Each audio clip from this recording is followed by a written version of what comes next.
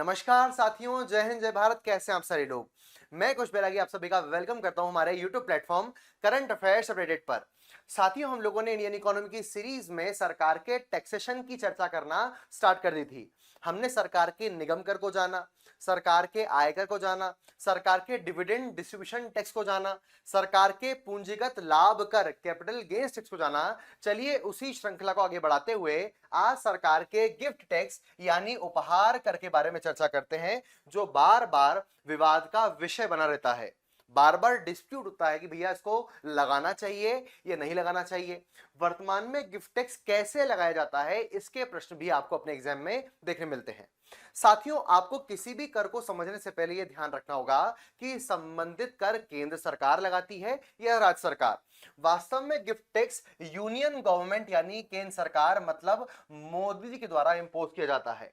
आपको यह भी याद रखना होगा, कोई कर डायरेक्ट टैक्स होता है या इनडायरेक्ट टैक्स होता है। तो समझिए, ये जो प्रत्यक्ष कर की बात हम लोग करते हैं बार बार, गिफ्ट टैक्स प्रत्यक्ष कर के ही अंदर यानी डायरेक्ट टैक्सेशन के अंदर ही शामिल किया जाता है, उसी का एग्जांपल माना जाता है। मतलब सिंपल सी बात, ये केंद्र सरकार का डायरेक्ट टैक्स केंद्र सरकार का प्रत्यक्ष कर माना जाएगा। अब प्रश्न आता है कि सर ये गिफ्ट टैक्स आखिर है क्या।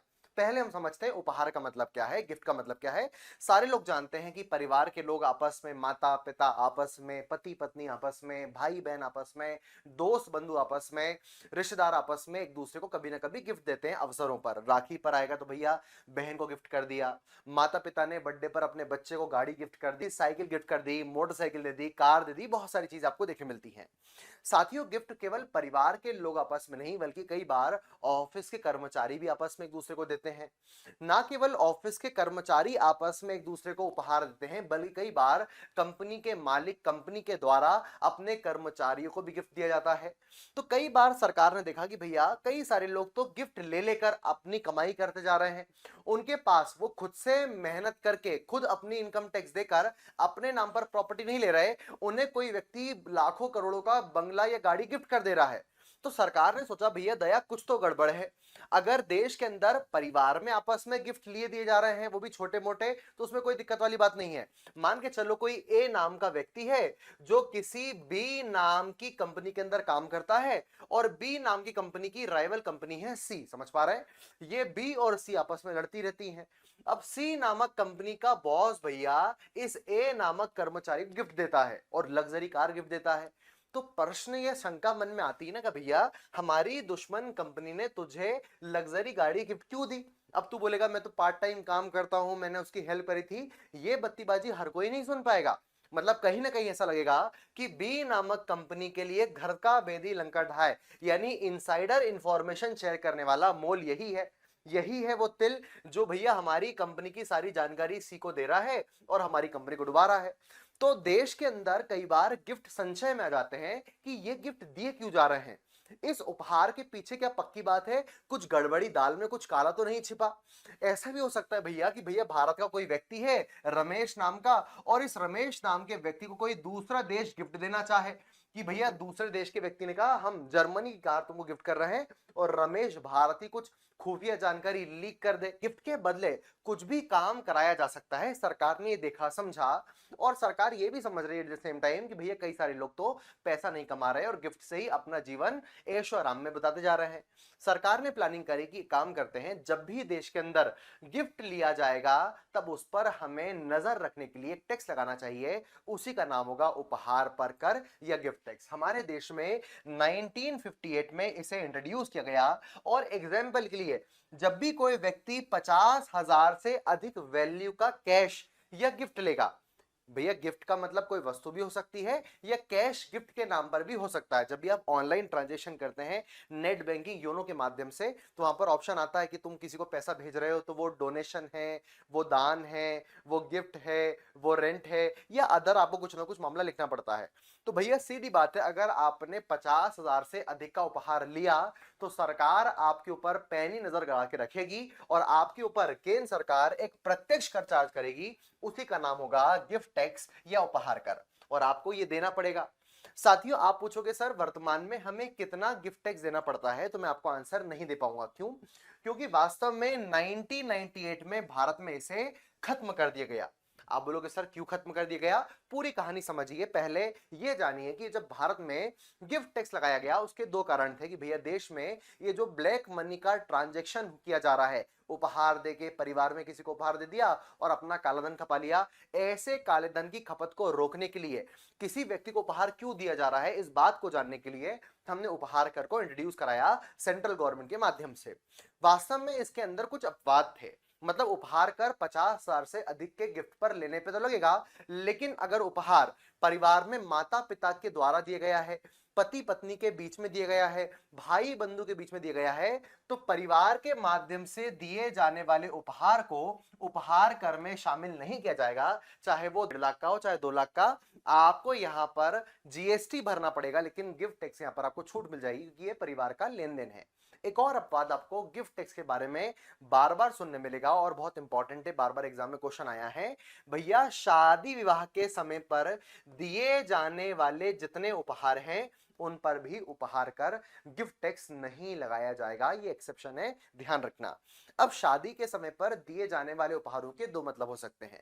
एक जिसका मतलब आप दहेज के रूप में जानते हो कि भैया दहेज का मतलब है लड़की के परिवार वालों के द्वारा लड़के को दिए जाने वाले जितने भी चीजें वस्तु सामान होते हैं उन्हें आप गिफ्ट मान लो, उन्हें दहेज मान लो, उस पर कोई भी टैक्स नहीं लगेगा। लेकिन वास्तव में अगर मैं पूरी बात आपको गिफ्ट टैक्स की समझाऊं तो केवल लड़की के परिवार वाले द्वारा नहीं, अगर लड़के वाले लड़की वाले रिसेप्शन करते हैं तो जितने भी परिवार के बंधु बांधव आके लिफाफा देकर जाते हैं, कोई ना कोई अपने मन से फ्रिज देके जाता है, कहीं ना कई बार आपको देखने मिलता है लड़की के परिवार वालों में लड़के के माता पिता के अलावा कई सारे लोग एसी दे देते हैं, कई सारे लोग बाइक दे देते हैं। तो वास्तव में लड़का लड़की दूल्हा दुल्हन को विवाह के समय पर जो भी उपहार मिलेगा किसी के द्वारा भी, चाहे वो परिवार के द्वारा हो या आपके घर में कोई रिश्तेदार या मेहमान आया हुआ है उसके द्वारा हो, उस पर कोई भी गिफ्ट टैक्स आरोपित नहीं होगा। इस बात को समझना पड़ेगा। कई बार कई सारे लोग काले धन को वाइट करने में ऐसी स्ट्रेटेजीज का यूज करते हैं कि वो अपने काले धन को शादी के समय पर कहते हैं भैया जितने मेहमान आने वाले हैं उनके माध्यम से उपहार दिलवा लो ताकि हमारा जितना ब्लैक मनी है वो व्हाइट के फॉर्मेट में जाएगा। कई बार ऐसे केस भी हमारे देश के जो डायरेक्ट टैक्स डिपार्टमेंट है उसने पकड़े हुए हैं। और अगर आपने मत्स्य कांड नामक वेब सीरीज देखी हुई है तो मत्स्य कांड नामक वेब सीरीज के अंदर, अगर आपने मत्स्य कांड नामक वेब सीरीज देखी हुई है तो इस वेब सीरीज के अंदर तो भैया पूरा फिल्माया गया है मामला कि कैसे कोई अमीर आदमी अपने ब्लैक मनी को वाइट करने के लिए अपनी बेटी की शादी कराता है और गिफ्ट टैक्स की छूट का सहारा लेता है और सरकार कुछ नहीं कर पाती। साथ ही एक और बात ध्यान रखना, भारत के अंदर जो डायरेक्ट टैक्स का डिपार्टमेंट है उसकी जो मेन शक्तियां हैं वो भारत में निवासरत व्यक्तियों के ऊपर है। मतलब भारत का जो टैक्स डिपार्टमेंट है, जैसे आप आईटी डिपार्टमेंट बोल लो या सीबीडीटी बोल लो, वो व्यक्ति हमारे ऊपर छापा मार सकता है कि हमने कहां से पैसा कमाया, हमने कौन सी घूसखोरी करी। लेकिन कोई विदेशी व्यक्ति भारत में आकर हमको गिफ्ट देता है तो ऐसा डिपार्टमेंट, इनकम टैक्स डिपार्टमेंट, उनके खिलाफ क्षेत्राधिकार नहीं रखता, उनके खिलाफ छापे मारने की शक्ति भारत के डिपार्टमेंट के पास नहीं होती। यही चीज आपको उस वेब सीरीज के अंदर देखने मिलेगी। लूफाल के रूप में आपको पूरा का पूरा ब्लैक मनी वाइट होते देखने मिलेगा। साथियों मेन बात यह है कि 1998 में तो इस गिफ्ट टैक्स को बंद कर दिया गया। अब क्या वर्तमान में कोई व्यक्ति लाख 1.5 लाख का गिफ्ट लेता है तो क्या उसे ये टैक्स देना पड़ेगा? आंसर जब है ही नहीं तो क्यों देना पड़ेगा? भारत ने सब्सिड्यूम कर दिया, समाप्त कर दिया। लेकिन भारत की सरकार इतनी जल्दी किसी को छोड़ने वाली नहीं है। मोदी जी को पैसा चाहिए भैया रोड बनाने के लिए, मोहन यादव जी को लाडली बहना चलाने के लिए पैसा चाहिए। मतलब सरकार कुछ भी कर सकती है। अपन बोल सकते हैं ना घोड़ा घास से दोस्ती करेगा तो खाएगा क्या। सरकार कुछ भी कर सकती है लेकिन टैक्स में इतनी छूट नहीं दे सकती कि सरकार को बाद में परेशानी आए। सरकार ने कहा हमने गिफ्ट टैक्स को समाप्त कर दिया है, लेकिन वास्तव में 1998 के बाद अगर आपने आज के बाद कोई 50,000 से अधिक का उपहार लिया तो उस पर गिफ्ट टैक्स तो आरोपित नहीं होगा, लेकिन ऐसे गिफ्ट को किसी व्यक्ति की आय मानी जाएगी और इनकम टैक्स अधिनियम के माध्यम से उस पर लागू होगा भैया इनकम टैक्स यानी आयकर। साथियों जिस दिन मैंने आपको इनकम टैक्स पढ़ाया था मैंने आपको बताया था इनकम का मतलब होता है किसी व्यक्ति के द्वारा वेतन कमाना, किसी व्यक्ति के द्वारा लाभ प्राप्त करना, किसी व्यक्ति के द्वारा इंटरेस्ट गेन करना, किसी व्यक्ति के द्वारा। अब तो क्योंकि मैंने आपको डिविडेंड कल पढ़ा दिया था तो आजकल शेयर मार्केट से अगर आप डिविडेंड कमाते हो तो वो भी अलग से टैक्स के अंदर नहीं रखा जाएगा, उसके ऊपर भी आपको इनकम टैक्स देखने मिलेगा। वर्तमान में आयकर में उपहार को भी शामिल किया गया है। जैसे एग्जांपल के लिए मान के चलो मेरी एक साल की कुल कमाई है 10 लाख रुपए और 10 लाख वालों को 10% इनकम टैक्स देना पड़ता है।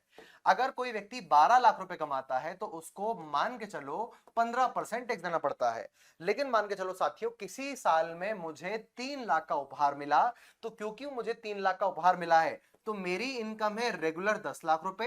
अब मुझे अपने उपहार को मेरी इनकम के रूप में शो करना पड़ेगा, मतलब मेरी कुल टैक्सेबल इनकम मानी जाएगी 13 लाख रुपए। और अब मुझे 10% नहीं, 12 लाख वाला 15% टैक्स मुझे सरकार को देना होगा।